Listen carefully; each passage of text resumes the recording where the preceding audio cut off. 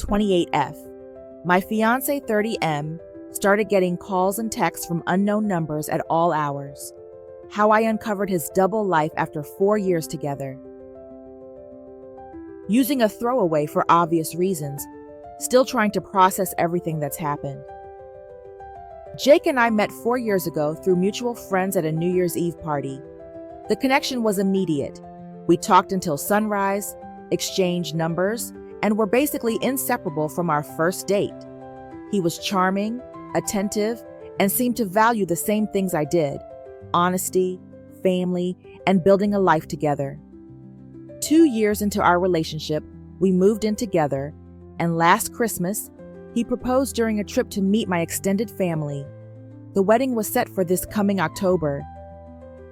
Jake works in pharmaceutical sales, which involves a fair amount of travel and irregular hours.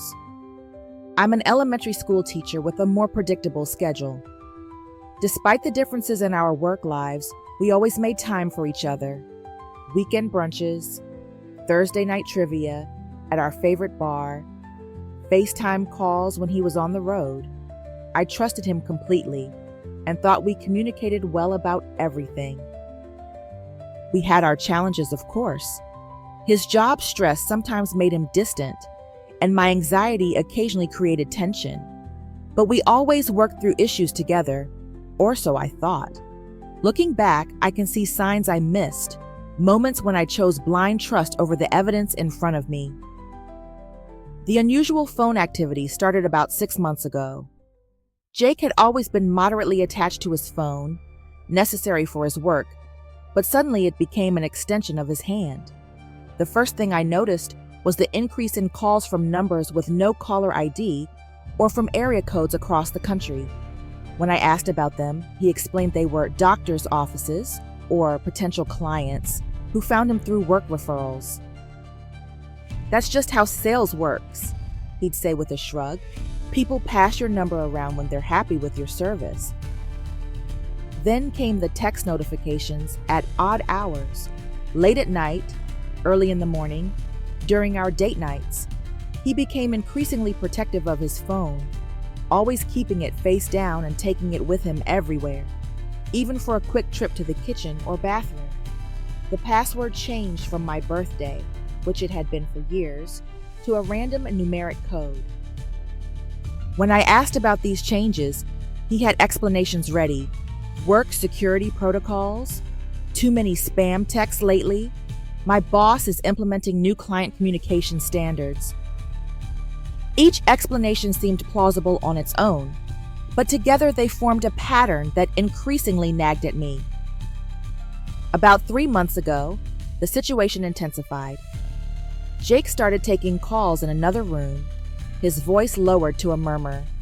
He'd come back looking either unusually cheerful or visibly tense, but would dismiss my questions with "just work stuff" or "problem with the client."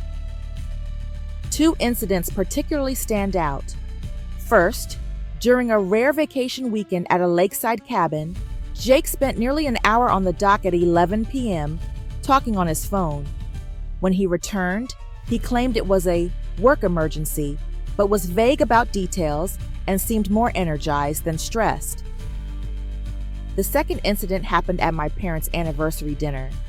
Jake's phone kept buzzing with texts, and he kept checking them under the table. When my father asked him a direct question, Jake hadn't been listening and couldn't respond. Later that night, I found him in my parents' garden, laughing on a phone call. When he saw me, he quickly ended it with, "I've got to go. Talk tomorrow." That night, I asked him directly if something was going on that I should know about. "Of course not," he said, looking hurt. "It's just a crazy time at work. The Wilson account is huge, and if I land it, we could upgrade to a better wedding venue or even buy a house sooner than planned." I wanted to believe him. I really did. The truth revealed itself in the most unexpected way. I had volunteered to drop off Jake's laptop at a repair shop while he was on a 2-day sales conference in Chicago. While gathering the laptop and its charger from our home office, I noticed a small notebook that had fallen behind the desk. It contained what appeared to be a log of phone calls with times, dates, and brief notes, all in Jake's handwriting. Most entries were innocuous, but several mentioned M with heart symbols and specific hotels. One entry read, M, 9:30 p.m., told K working late, Hyatt downtown room, 718. My stomach dropped. K was clearly me, but who was M? Hands shaking, I did something I never thought I would do. I checked our phone records online. The evidence was clear. Dozens of calls and hundreds of texts to the same number, often during times Jake claimed to be working late or at networking events. The number wasn't saved in our shared family plan account, just listed repeatedly in the call history.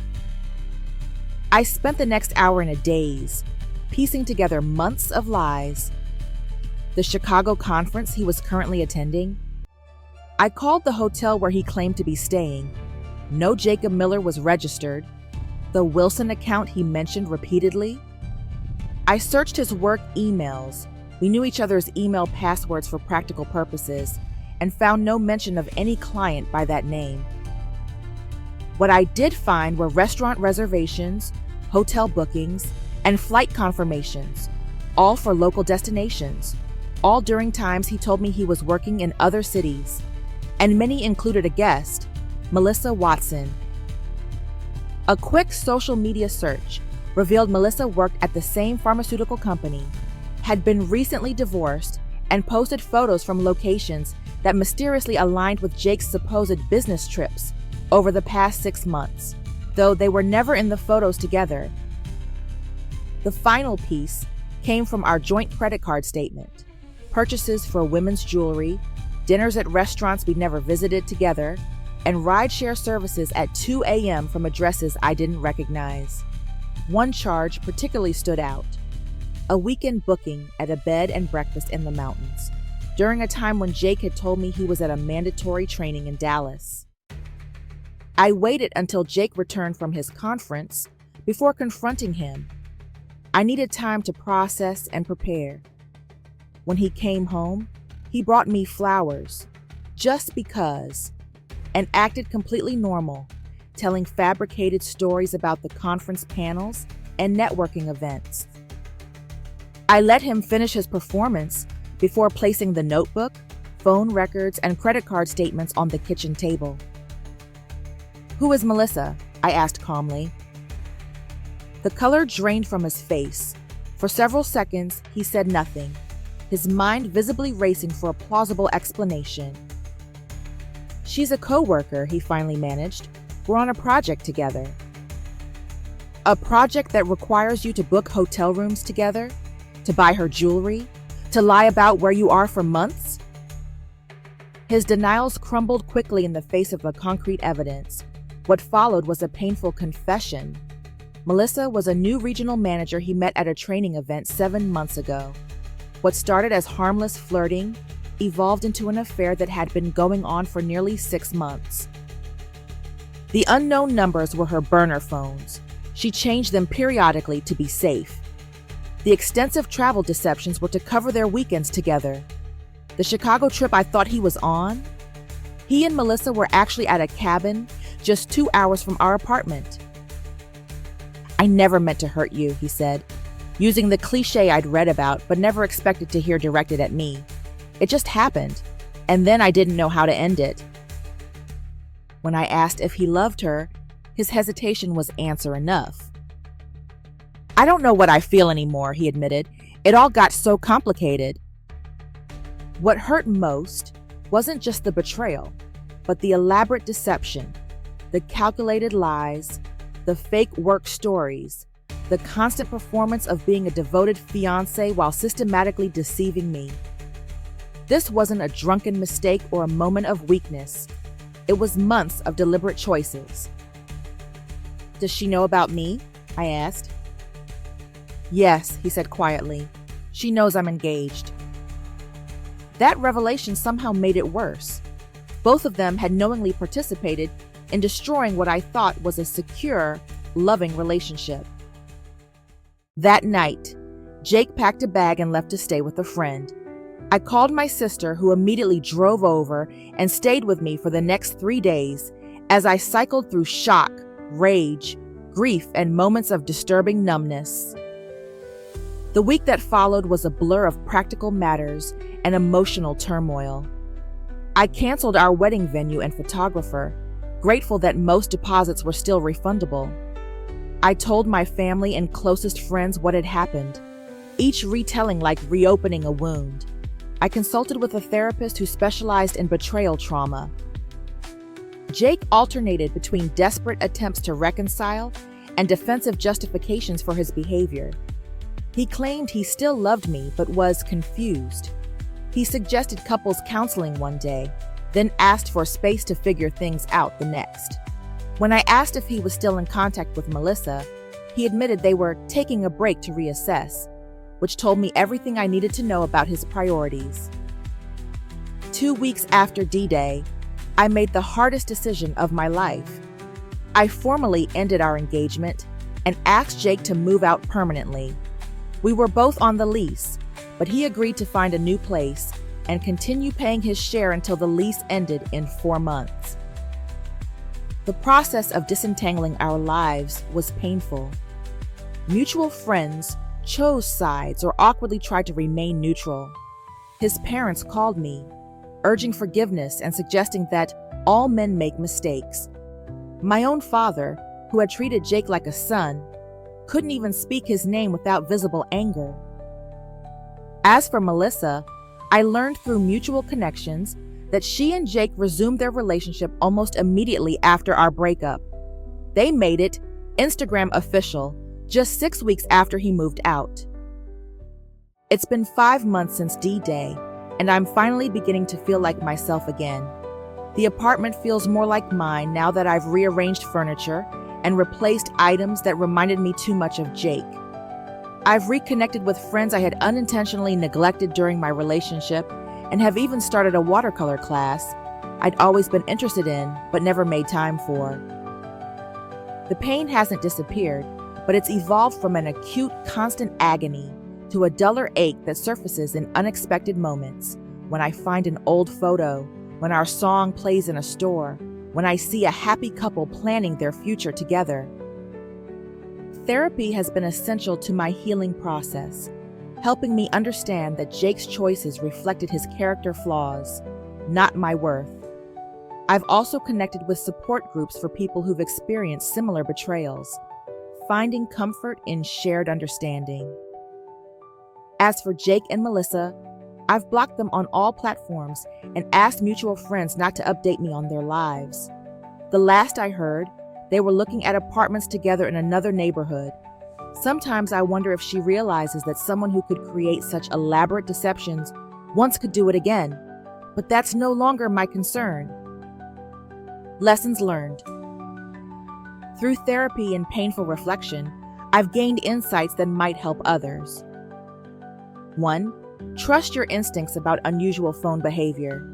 The sudden increase in unknown calls and texts, the new password, the protectiveness, these were clear warning signs I rationalized away. 2. Don't accept vague explanations for significant changes in behavior. Work stuff and client emergencies became blanket excuses that prevented deeper questioning. 3. Patterns matter more than individual incidents. Each lie or strange behavior had a plausible explanation on its own, but together they formed an undeniable pattern of deception. 4. Someone capable of sustained, elaborate deception reveals a character issue that likely extends beyond the affair itself. The calculated nature of Jake's lies, fake business trips, invented clients, coordinated cover stories, showed a comfort with dishonesty that was fundamental to his character. 5. Healing isn't linear. Some days I feel strong and forward-looking. Other days, a memory ambushes me, and I'm back at the kitchen table with those phone records, feeling my world collapse. Both are valid parts of the recovery process. For those still in the raw stages of discovery, know that the overwhelming pain does eventually become manageable. The future may look different than you planned, but it can still be beautiful, authentic, and filled with genuine connections based on truth rather than performance. TLDR. Fiancé's sudden increase in calls and texts from unknown numbers led to discovering his 6-month affair with a coworker. After confronting him with evidence, I ended our engagement. 5 months later, I'm rebuilding my life and learning to trust my instincts again. Edit. Thank you all for the overwhelming support and kind words. To address some common questions. 1. Have you been tested for STDs? Yes, that was one of the first things I did after discovery. All clear, fortunately. 2. Did you contact Melissa directly? No. I considered it, but decided that would only create more drama and pain. She knew he was engaged and chose to participate anyway. That tells me everything I need to know about her character. 3. What happened to the engagement ring? In my state, it's legally considered a conditional gift, so I returned it to Jake. I didn't want anything from him anyway, especially something that had become a symbol of false promises. 4. Any red flags early in the relationship you now recognize? Looking back, there were subtle signs of his comfort with deception. Small lies to others that I justified as white lies or being polite. He also had stories about crazy exes that I now question, but nothing that screamed, "This person will lead a double life." 5. Are you dating again? Not yet. My therapist suggested giving myself at least 6 months to process everything before considering a new relationship. When I do start dating, I'll be much more attentive to character and integrity rather than charm and grand gestures. Thank you again for the support during this difficult time. Writing this out has been unexpectedly therapeutic.